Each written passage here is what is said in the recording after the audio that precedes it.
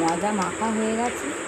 এবার ময়দা লুচি করে আলুর পুর লুচির মধ্যে ভরে এবার ভালো করে টিপে গোল পাকালাম। ভালো করে গোল পাকিয়ে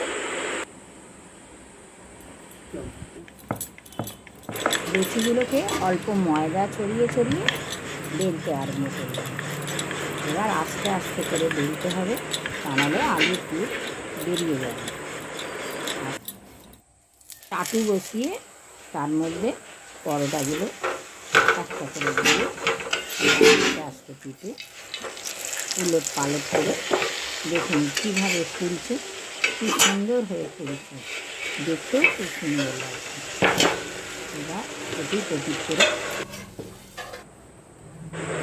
এবার আলুর পরোটা আলুর দম দিয়ে এবং বাতাসা দিয়ে সার্ভ করব।